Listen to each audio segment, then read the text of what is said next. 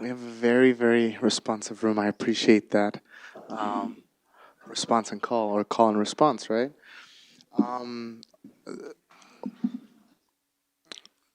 the work that has been done towards encapsulating the ideas, the experiences, the intellect of the speakers, and the resilience of the communities despite the hardships and the challenges and the obstacles, intentional and circumstantial, due to other intentions, have been outlined thus far.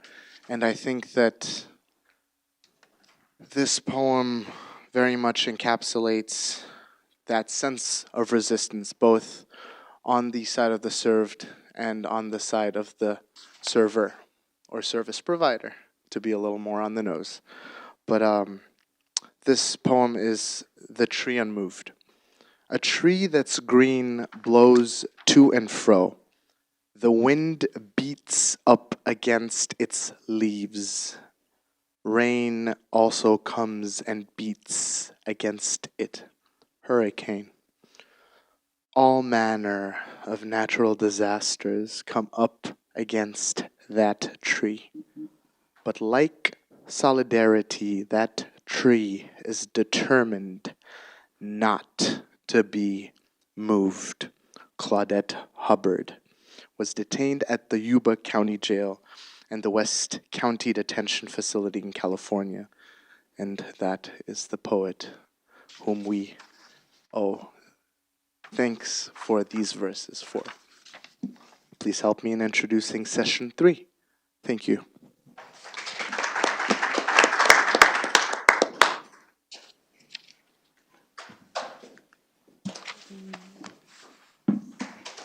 It's not advancing. Yeah. Okay, fantastic. Well, thank you everyone for joining us. Really appreciated the panel before us that helps you get involved if you are not an attorney. This is sort of the counterpart, how to get involved if you are an attorney, if you have the privilege of having a legal license. And we have 2 pro bonos here with us, Dean Eiler and Roger Maldonado, that volunteer with the Advocates for Human Rights. My name is Kim Boucher. I'm a staff attorney with the Advocates for Human Rights. And I also have here to my left, Madeline, who works with our office as well. Just as a brief introduction, Dean represents and litigates for clients that have intellectual property claims. He does complex commercial disputes. He has significant experience doing trademark litigation, copyright work, doing false advertising cases, patent cases. The list goes on. He is a frequent speaker on intellectual property issues and civil procedure issues, but he also does pro bono work with us, representing our asylum clients. He has a particular expertise in handling gender based claims. And right now he is leading a team of about 50 attorneys on some of our Afghan cases. So 50 awesome lawyers taking these cases on. Roger Maldonado, he represents corporate trustees, creditors, and equipment lease lenders, and large financial institutions. He has a bankruptcy practice, which includes defending preference and fraudulent conveyance actions and bankruptcy cases on bankruptcy-related issues. He is a past president of the Minnesota Hispanic Bar and was also a captain of the Minnesota Army National Guard. He retired from the military in 2020 after serving for 20 years. Roger, thank you for your service. He is an active volunteer for the Advocates for Human Rights, handling asylum matters, and they're both going to talk about some of their pro bono work. And Madeline is an associate program director of training and technical assistance with our office. She conducts research, community education, and outreach on immigrant rights and human trafficking issues in Minnesota. She specializes in training and technical assistance on human rights advocacy for social justice organizations, and also does international monitoring and reporting, primarily on the death penalty. So if you could please welcome our panel.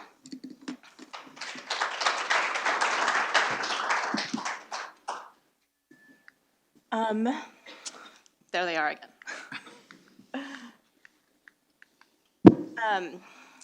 So I think sort of to get us started, please feel free to interrupt with questions. This is sort of a back and forth conversation. We want to invite you into this world. But I sort of want to pose this question to both Roger and Dean. Why do you volunteer? Why do you do what you do? Yeah, Dean, I'll go ahead and start, if that's okay. Absolutely.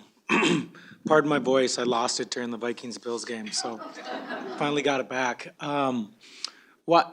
So I used to do pro bono work prior to doing immigration law with the advocates.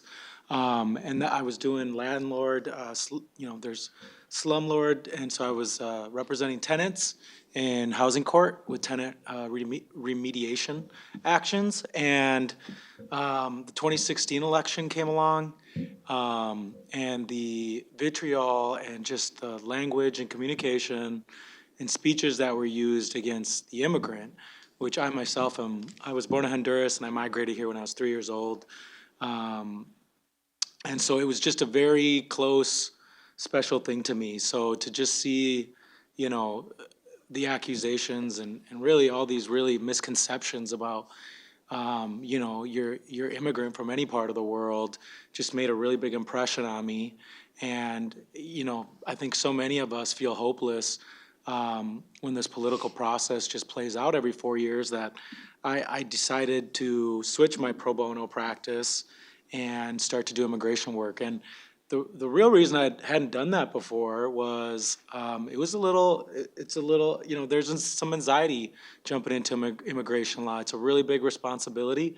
And there's a ton of rules and, it's learning a whole new practice. So, but what was happening at the time, I felt, okay, I need to give back. A lot has been given to me since I arrived here, and I need to pay it forward. So that was really the big reason I started volunteering in, 2016.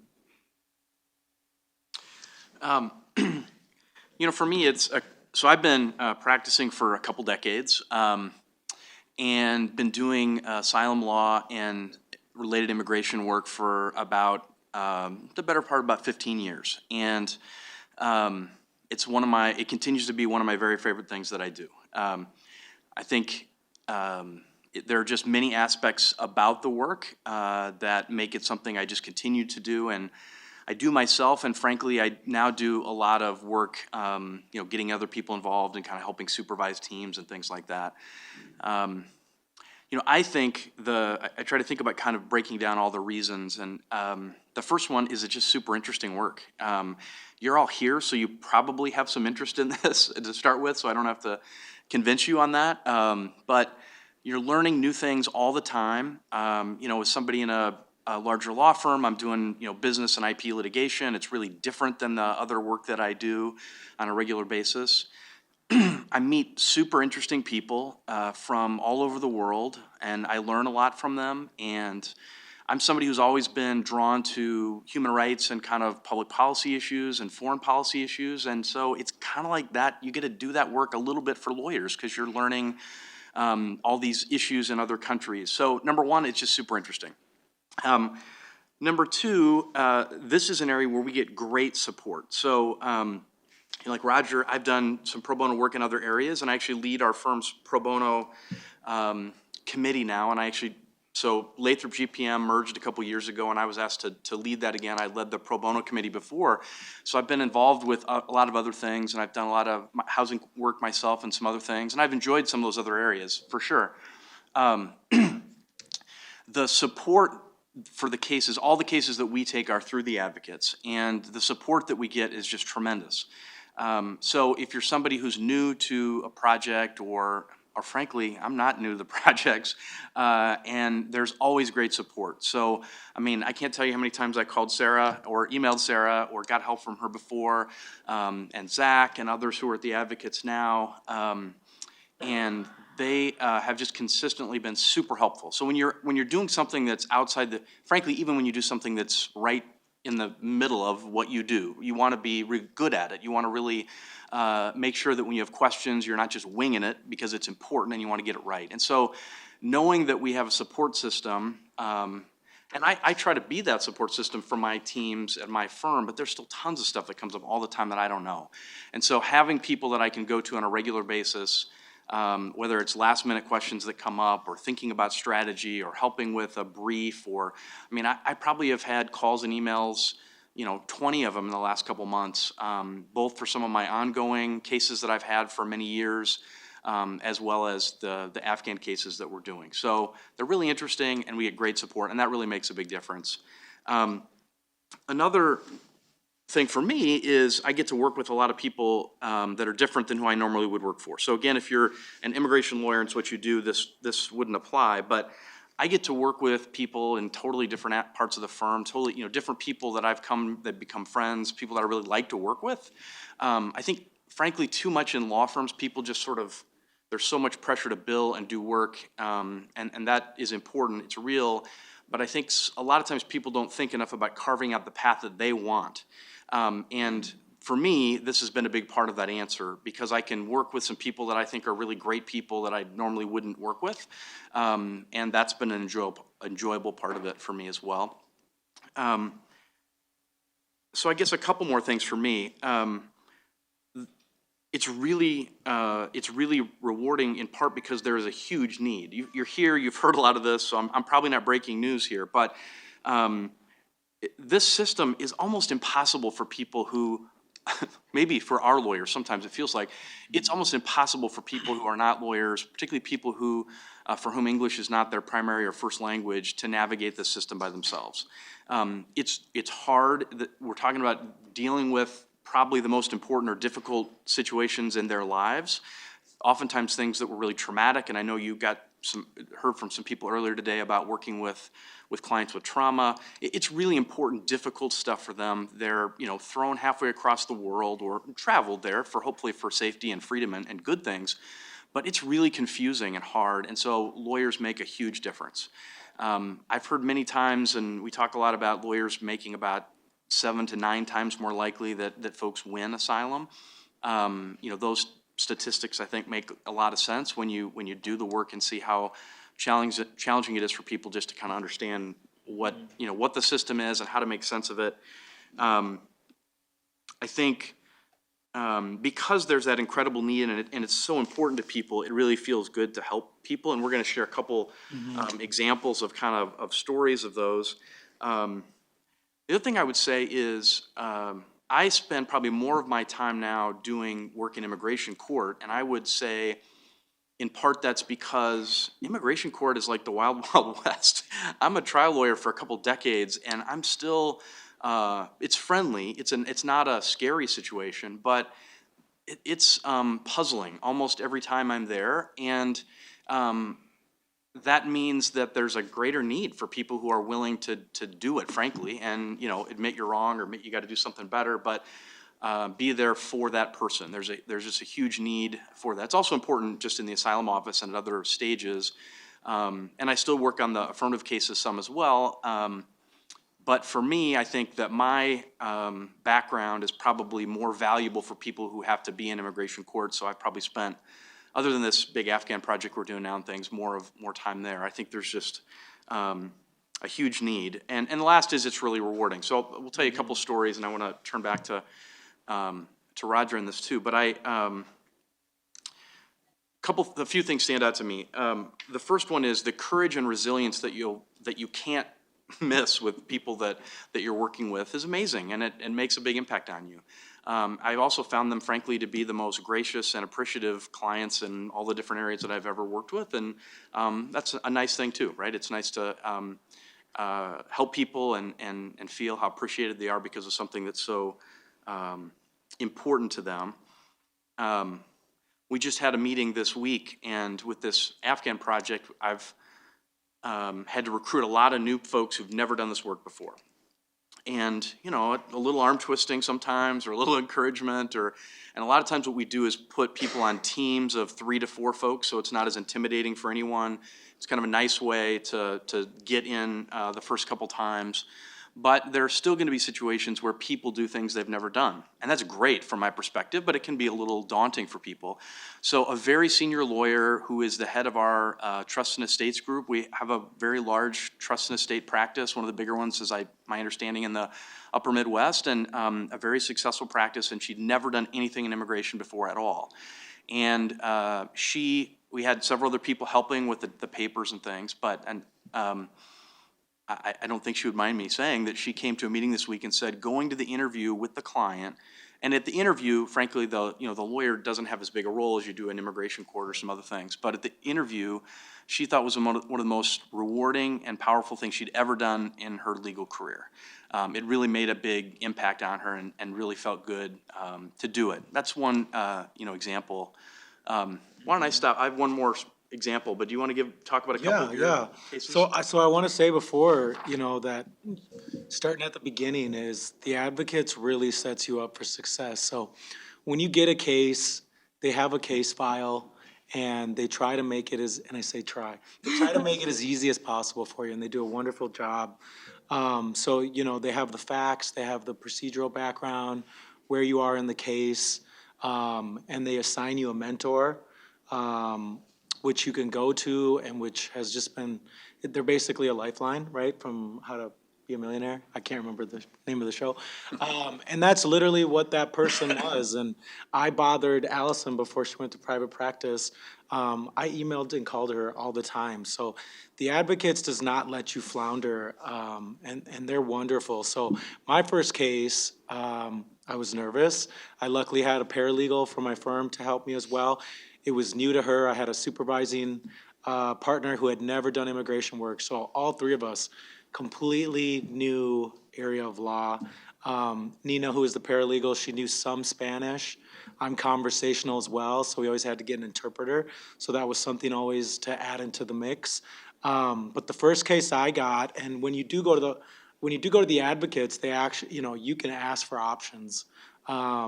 I thought that was funny, but I love that though, because they'll give you 5, 10 options, and you'll go through and tell you where the person's from, sort of where the issue is, what the issues are, which you'll probably be facing in terms of the legal work. And so of course, being from Honduras, a Honduran client, like right away leapt across the paper for me, and so I took that on, and his story, just to make it brief as I can, is he's a church-going, really good kid in San Pedro Sula, where my mom's side of the family's from. And he had a lovely girlfriend for about a couple years. That girlfriend was very good friends with another friend who was dating a gang member. So if you all know MS-13, they're very big in Honduras, along with a lot of the other gang organizations. And so that girl tried to leave her MS-13 boyfriend. She dumped him, and my client's girlfriend was with her at a few days later at her house, and that gang brutally murdered both of them, including decapitating them. Just brutal, horrendous. And so of course my client at the time is just super nervous, because he knows, they shared they shared each other's personal lives, and he had a good idea who did this and who typically does these types of crimes. So he was nervous. He worked outside of a textile factory, maybe about a 30-minute bus drive, and so he was walking home from that bus drive, and he had a gun put to his head in the middle of the night, just up behind him, and asked, what do you know? And of course, he's saying nothing, because he does know nothing. He just knows that the murder happened, and they hit him over the head with the pistol. They kick him. They point the weapon at him again, and they threaten him. They say, if we ever see you again, we're going to kill you. So he goes home. He's terrified. To keep the story brief, he goes to the local police. When he tells them, they tell him they say, okay, come back with us, we'll ask you more questions. Those two police officers then assault him and, again, kick him, punch him, and say, it's in your best interest to never talk about this again. And so he leaves the police station, and he's afraid to go to work. He's at home. He sees suspicious cars and people. The communities in Honduras are very close. You know who lives around you. The people that are typically there. So he started to see people that he really didn't know that were acting suspicious. So, very paranoid. And he went to go live with his dad a couple hours away. And then just made the decision saying, I just don't feel safe. And clearly, from the threats, from the people in the neighborhood, from being followed, he decided to go north. So he made the trek like so many people go. He picked up his last paycheck from the textile factory, got up to the southern border of Mexico, and then was picked up and brought back to the Honduran El Salvador border, and then made the trek again. And this time, made it into the United States. He was detained right outside of, right on the border. I can't remember the town, but Allison was actually his attorney on the border, who used to be a staff attorney, and did the credible fear interview, got him prepared for that, and he was given status to seek asylum through the defensive removal process. So he made it to Minnesota. I'm not sure, I can't remember the details of why he was here, but he knew some people in Texas, and he did make it to Minnesota. So I met him. He was 20 at the time. Just a lovely individual. We meet with him. He's just the most gracious client ever. And, that first interaction is so key. And I don't know if you've been told that, but really about gaining their trust. And so we meet with him, and, the first thing you really need to do is capture all the facts, right? And you'll know that. And so this was in January, or I'm sorry, let me back up. We had about 2 years prior to his individual trial. So typically, before you have your individual hearing, which is really your trial before a judge, where the USCIS and ICE will, as the prosecutors, they will argue against, what you're asserting, which is he should be granted asylum, under gang violence, a bunch of other number of, claims that you can bring, or defenses. And so, we put in his whole packet. I was Facebooking and I was talking to people through WhatsApp in terms of getting affidavits to support his story. So not just his, but he had friends that were willing to speak. And so you can imagine I'm piecemealing things on WhatsApp. I'm being friends with his friends on Facebook so I can communicate with them. Some of them don't respond, probably because they're nervous and they don't want to get entangled. Some do. We put together what we believe is a really good packet. Of course, we throw in the country conditions, which you always want to do, and which in Honduras, there's so many resources and studies that are done on just how bad it is in terms of, gang violence, which is what he was really resting his laurels on in terms of his defense. And so we get an expert witness about Honduras and the conditions, the country conditions. And this is 2020, so COVID happened, and about a month before we're set for trial, I'm meeting with Allison probably once a week, and I'm meeting with, I can't remember the mentor we had at the time, in terms of, what's this gonna be like, just really getting ready for trial, the individual hearing. And about 2.5 weeks out, they delay our trial for 4 years. And so, in a way, it was a victory. Just thinking, oh, you get to be here to, he was overjoyed. We're overjoyed. And knowing that, we're going to have to fight this battle now. So January 2024. And so it's pretty wild to now be here and think, okay, we're going to be a year away from trial. We're going to need to, ramp up again. I need to get in contact with the expert, make sure he's still doing that. And since then, the biggest things I've been working on for his case prior to the trial is the employment authorization document, because he is working. So you need to make sure that stays. I can't remember the time of length, but you do want to calendar yourself so you can apply, because the processing time right now for the USCIS is ridiculous. I think it's taken anywhere from 6 months to a year just to get notice on an employment authorization document. And so for us, there was a case out there that if you put in your renewal packet before your card expires, it's actually status. So it was a class action suit, and so by doing so, you keep your status. Anyways, as while we're waiting for trial, what you'll also find is all these issues come up in their lives. And he met this beautiful hearted gal. They got married. She has her green card. They've had a child since, a lovely little boy. He's 6 months now. I remember when he came to me and he was starting to work, and he's like, do I need to file my taxes? Like, I want to pay my taxes. And I'm just like, you're incredible. Because there's people in this country that don't want to do that. And then also, they're looking to buy a home. So because we're ongoing with the renewal status of his employment authorization document, I wrote a letter to the lender, saying right now this is the status. We don't know. There's really no reason to believe he'll be denied. So that's one of the cases. And in terms of trauma, he's incredible. He's a very devout Christian. He was back in Honduras, and he's got a really great church family here.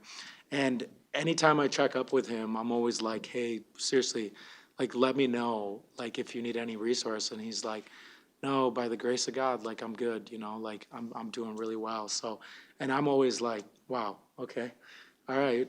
And yeah, so he's thriving. He's doing really well. They're looking to buy their home. There is another route that is a safer bet, in terms of him getting status, which would require him to go back. So Brian Oust was my second mentor through the advocates, and I've referred Jose to Brian in this process. I believe it's petition for an alien relative.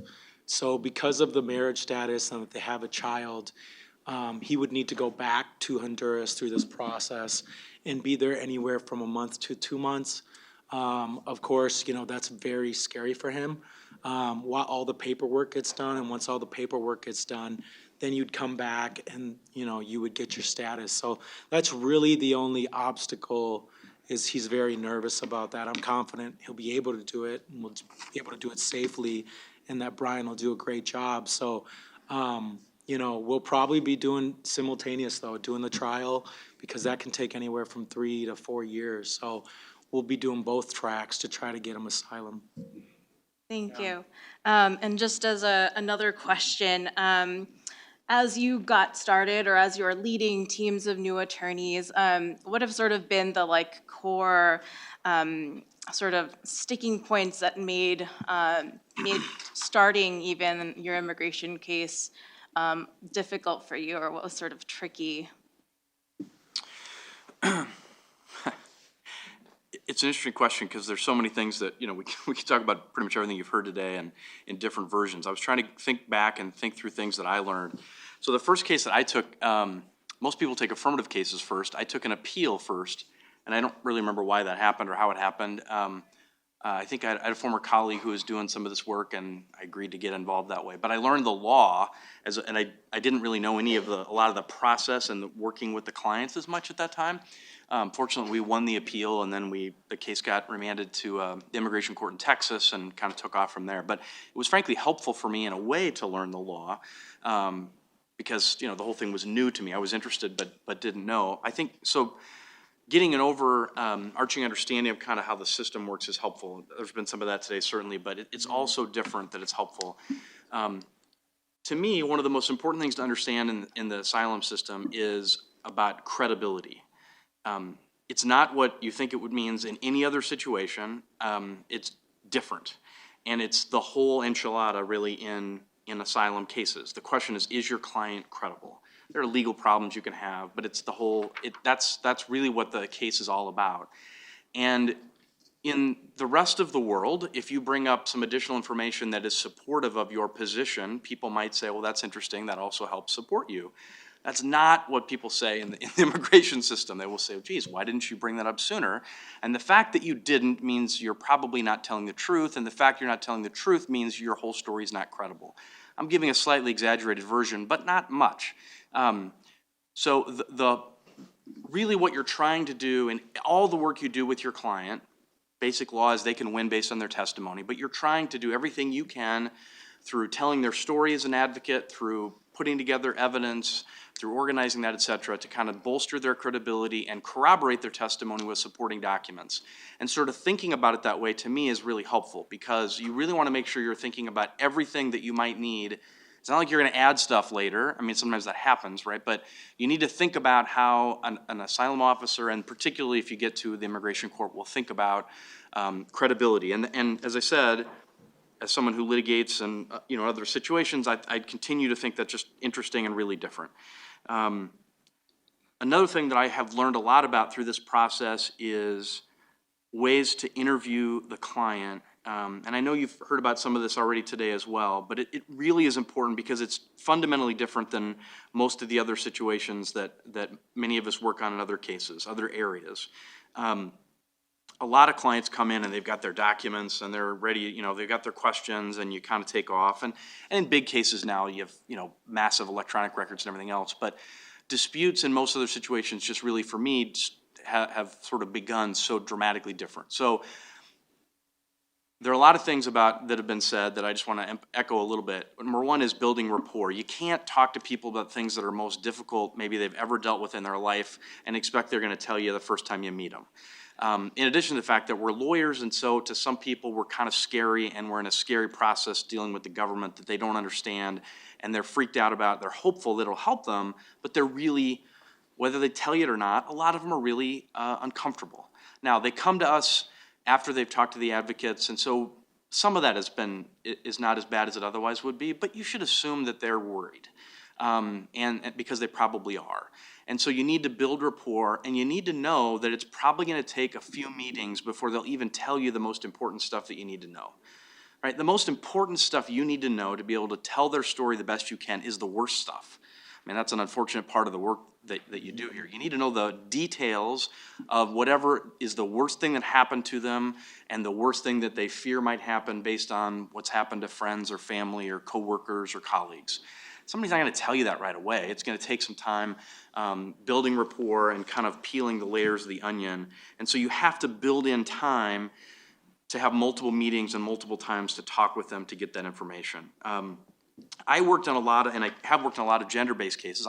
As a man, I have to always think about making sure the client is comfortable. We've only had one situation where somebody took me up on this, but on all those cases, I work on a team that includes at least one woman, and we always ask if there's anything that somebody would be more comfortable talking with somebody else. And I will say, being sensitive about sexual violence and things like that is not limited to women. I mean, I've represented several young men who were arrested and tortured and raped in prison, and they're not really excited to talk about that either. And so having caseworkers and people that specialize in working with them be helpful, number one, and number two, being real sensitive to that and kind of building up a place that they feel comfortable talking about that is something that takes some time, and has been a really important part of the cases that I've done. Interpreters are a big deal. I've learned a lot about that. You got to interpret the documents. You can't submit documents in other languages. You got to really think ahead about that, scheduling it, making sure you have enough time. It's hard to interview people with an interpreter. You got to really make sure your sentences are a lot shorter than they normally would be. You've got to really break things down. It sounds silly. It's not that complicated, but it does take some time getting used to doing it. And so you need to practice that and know that it might take a little work. That's something that I feel like I've learned a lot about. Can I add something?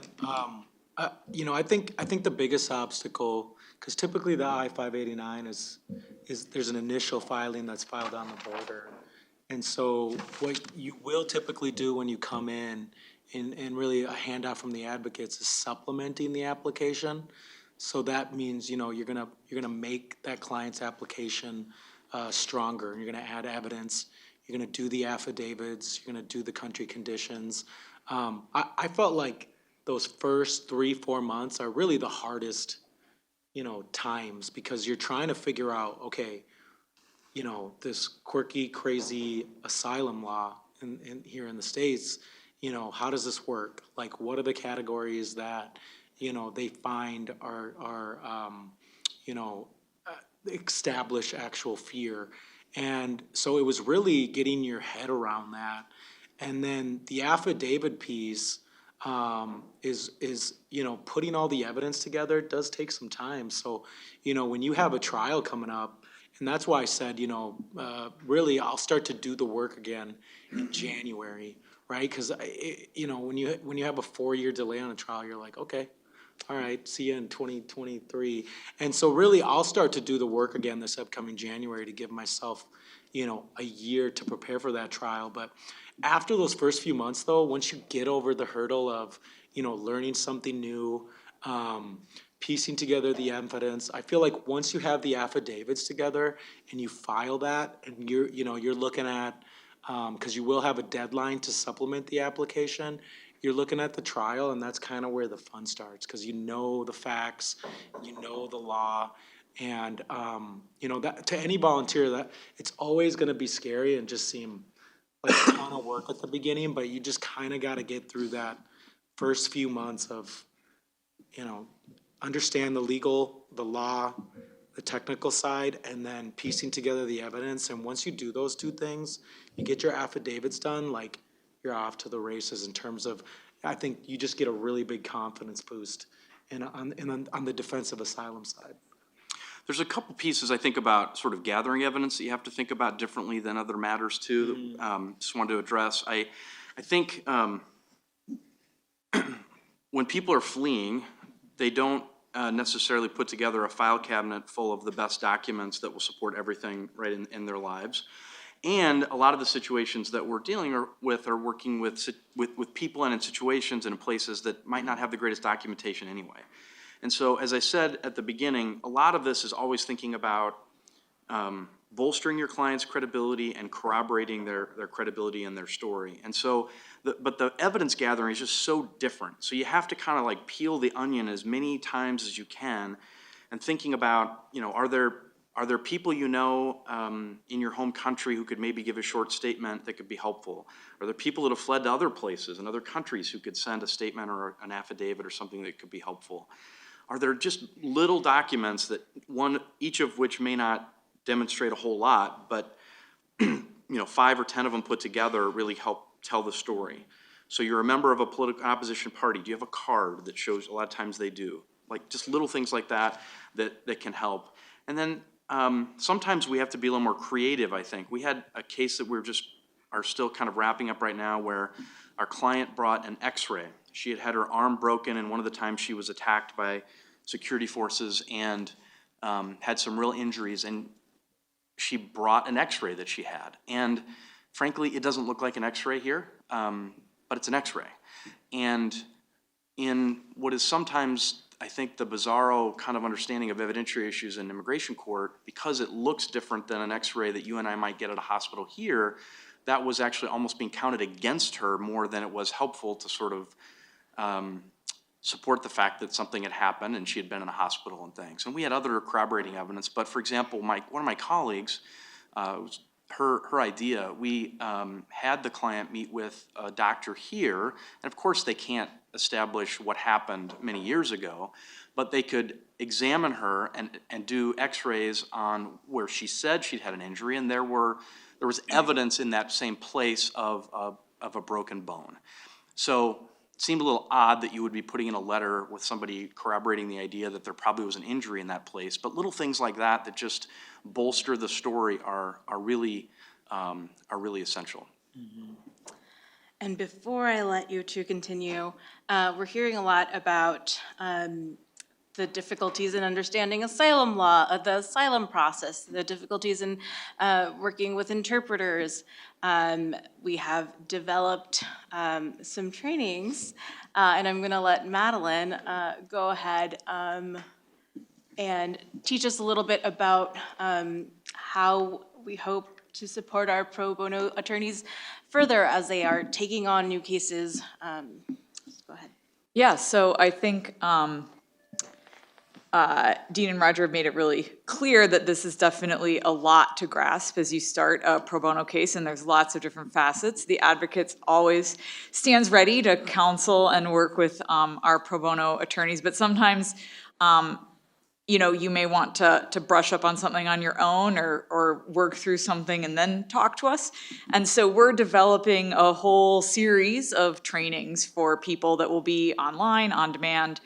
And we're starting with things that, maybe you can't just read a bunch of case law to figure out. So what are the things that you're really going to understand by doing? And we've already heard a lot today about working with clients who've experienced trauma, so that is going to be one of the first modules that we launch.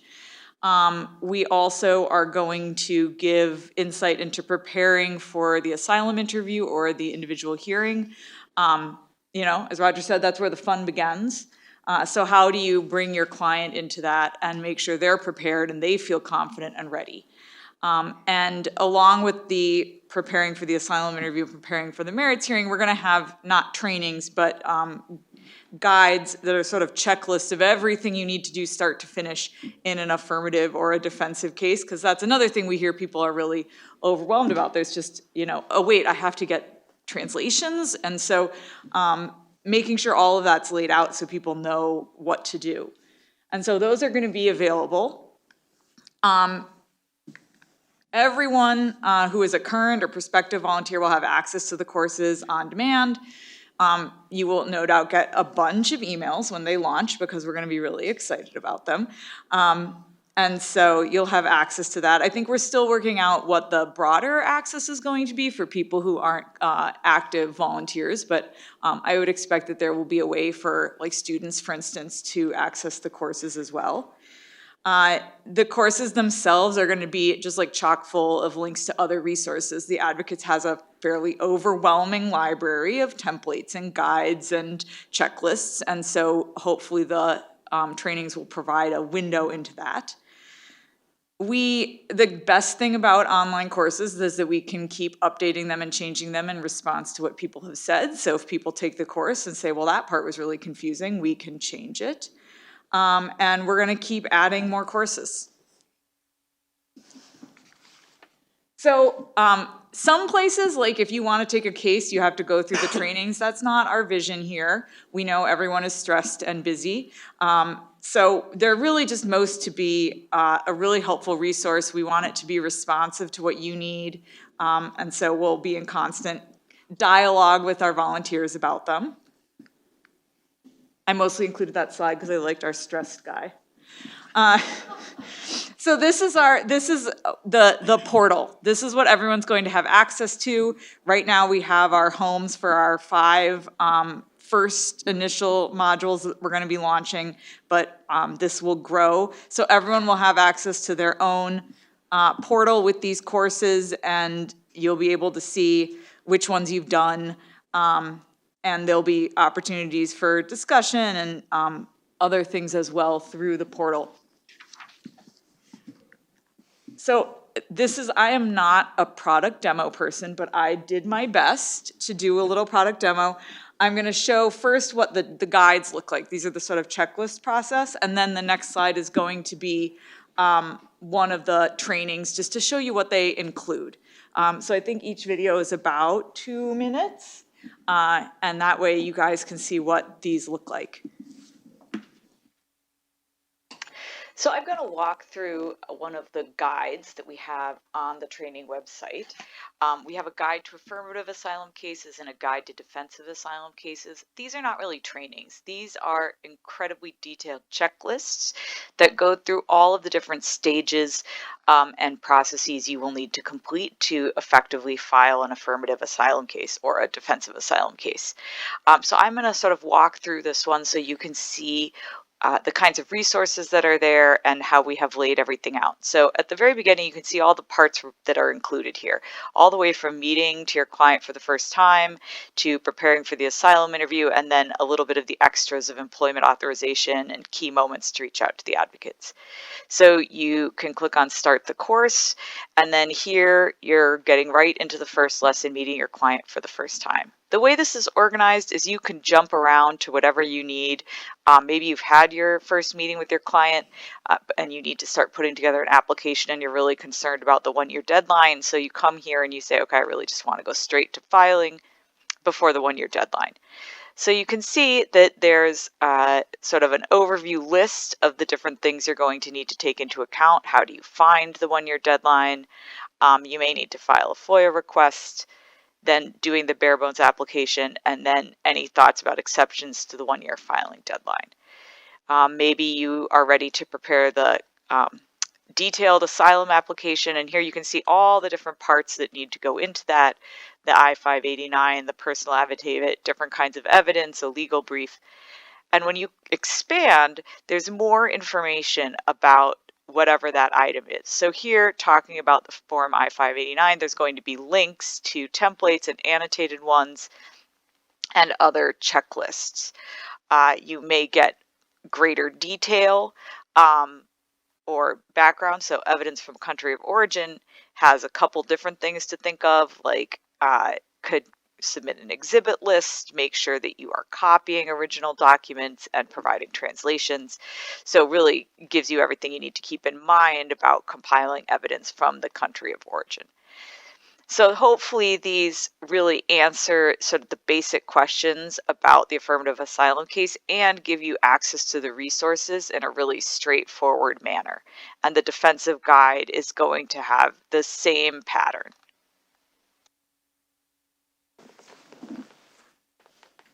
Okay, now we get to look at. So I'm going to walk through. Nope, this one. Now we get to look at the training. I'm also going to very quickly show you what one of the trainings is going to look like. This has a lot more information than the checklist and has videos and exercises that you can use to really get ready for an asylum interview or a merits hearing, or to understand how to work with clients who've experienced trauma. So here we have a little bit of orientation to what is going to happen in this training, and then you can start or resume the course. And your first lesson is going to be the logistics of the asylum interview, where you've received your asylum interview date. What are the first steps you have to take? And so it's going to give you information on what you should do to contact the advocates, what you're going to need to go over with your client, information about how you're going to arrange your interpreter. Then some of the steps for preparing, you have to both go back over the legal case and the asylum application to make sure you have everything up to date. So this walks through preparing the legal case. We have information from attorneys who did interviews with their best advice and anecdotes about what they've gone through. So you've heard similar kinds of stories today on the panel, and you're going to be able to get firsthand information here. There's going to be things like sample closing statements that you can download and use to prepare your case. And there's also going to be checklists that you can use here. We also have a photo of the actual submission, so you can see what that looks like. The other key part of working towards an asylum interview is working with your client. So here, an overview of what you're going to need to do with your client. We have videos from clients explaining the importance of the preparation to them. You have links to things like sample questions, and all of this will really give you a good orientation to the asylum interview. And at the end, you can create your own asylum interview plan. So there's a form here that you can click on and you fill it out, and it will give you an asylum interview plan.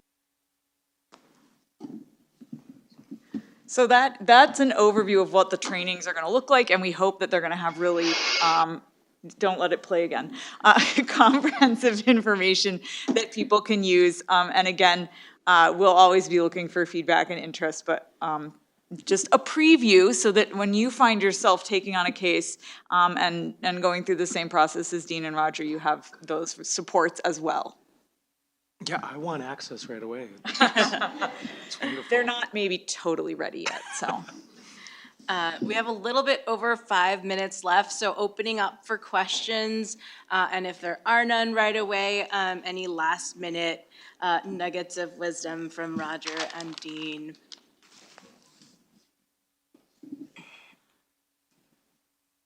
Don't be shy.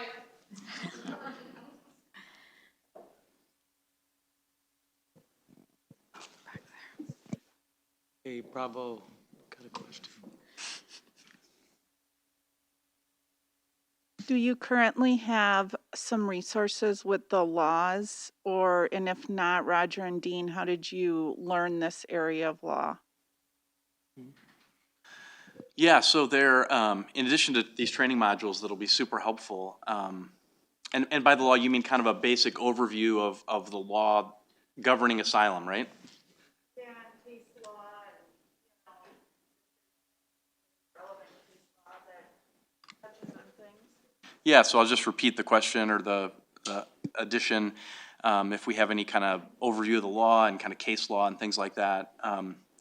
I think the answer, well, it's easy for me to say because it's the royal we, it's not me, it's other people, but the answer is yes, because I know there are really good Asylum 101 presentations that I've helped give and that folks from the advocates have presented at my firm many times, for example, with new volunteers, and those give a really nice kind of context about the basic legal principles and kind of parameters. And some case law on some of the key issues. There are typically, one or two issues in each case that are kind of unique. Maybe the nexus issue is a little unique for your case, or maybe based on the country that you're in, an issue would be kind of unique. And so they're usually need to do some research or get some help with some research for each case. But there absolutely are good resources on that as well that I think can be really helpful. And sort of to add to that, the Advocates also hosts an informal discussion every month, every first Friday. It's called Coffee and Case.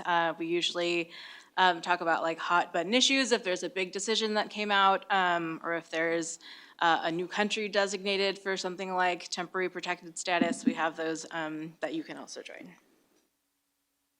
It's a great question.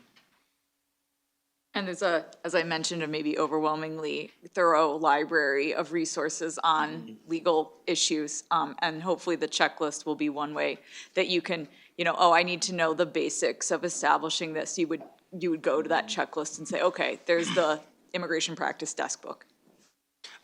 And related to that question, when I put together Jose's application and was getting ready for his trial, that was 2020. So we're at administration, removed from that, and also case law, so it never stops, right? Just like, the normal casework that we do now and the evolving law, that's something I'm gonna have to jump into and see, okay, has anything changed? What has, and how does that impact, Jose and his arguments? And the last thing I would say about that is, I think in this area, maybe more than anything I've ever seen, you need to really, it's helpful to have a little context for understanding some of the case law. I don't mean that to sound more daunting or difficult than it is, but some cases in this area can be explained more based on sort of larger political views about immigration sometimes than anything else. I hope that makes sense. And so while it's really important to understand the legal framework and the standards and things like that, it's also sometimes important to chat with somebody, the advocates or somebody else, about how that really affects things. Most of the cases that frankly you read about aren't helpful to folks that we're representing. And so I just think it's important. I've had that conversation in many different ways with new volunteers who kind of look at the case law and are like, oh my goodness, what can we possibly do? And So I think it's really important to have that. There's also tons of briefs. They have a lot of people that have worked on these cases. We do. There's almost every time I have a new issue, I can get an example, at least as a starting off point. We just had something new at the end of my trial a couple weeks ago that frankly I'd never dealt with. It was sort of belatedly raised at the end of the trial, and there was something that was sent that we used as a starting point. So in addition to those presentations, there's almost always other briefs that can be helpful for you. So we have someone in the middle here who has another question. And Madeline, this is mostly for you. With your training materials, I'm hoping, if you haven't done it already, can you include a time frame for when each activity would occur? As you recall, at the earlier session, I mentioned how clients sometimes are in disbelief when I tell them what the time frames are. I also know of other asylum attorneys who have used their past knowledge of what time frames are to explain that to their clients, only to find out that currently the wait times are double that.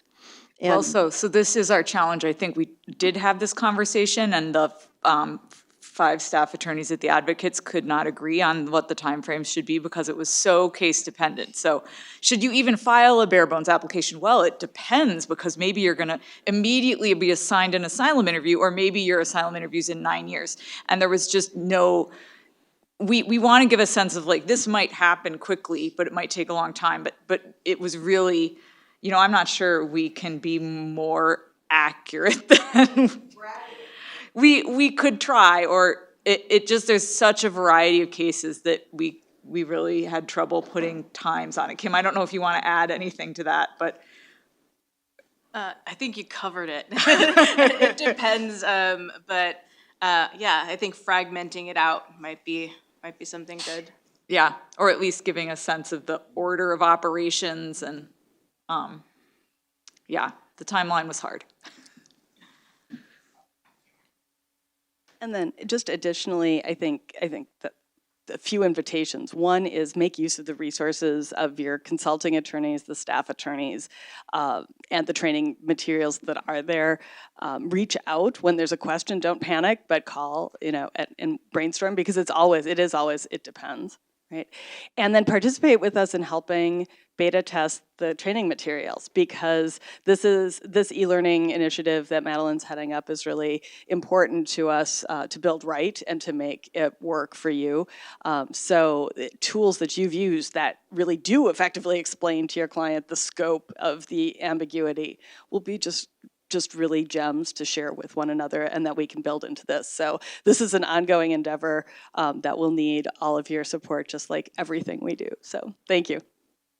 Yeah, as Michelle said, there's definitely a few points in the training that are like, we can't answer this, call your contact at the advocate. So, Yeah, and if you are interested in helping formulate those modules and assisting Madeline in that, if you fill out the survey at the end, you can add your email and she can reach out if you're interested in providing feedback and testing.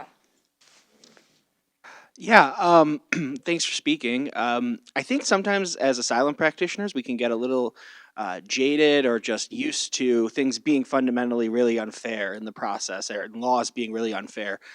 So I'm curious to hear, as lawyers whose main practice areas are not in asylum, if there's any legal concepts or even just like lawyering practices that you think are underutilized in the asylum context, and that asylum attorneys should be adopting or pushing forward on.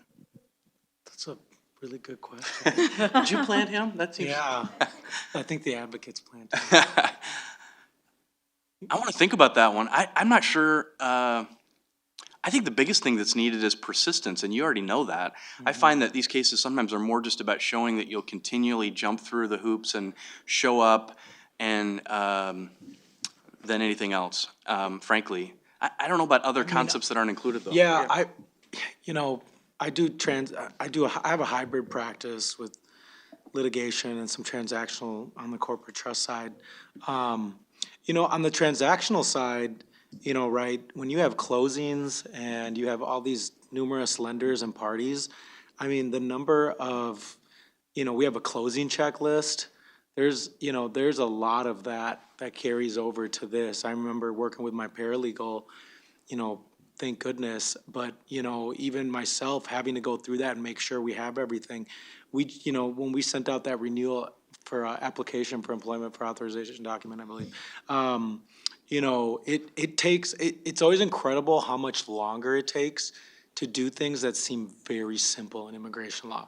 And that's because, you know, you have to verify, is this correct? And then you have to go to like the rules or the law. Okay, where is it getting mailed to? Okay, what's the deadline? I mean, it's just, you know, that's the biggest takeaway I got is, you know, even in the type of law that I've done, or even when I was a law clerk at Hennepin County doing criminal work, it's just so, it seems so slow because you do have to just check every box and just go through all the details because of the bureaucratic nature of it.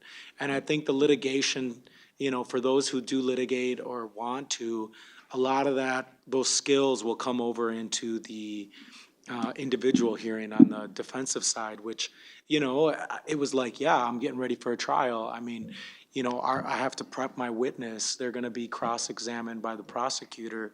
And yeah, so there's a lot of carryover. I don't think any type of law specifically, but I definitely see transactional and litigation work on each side.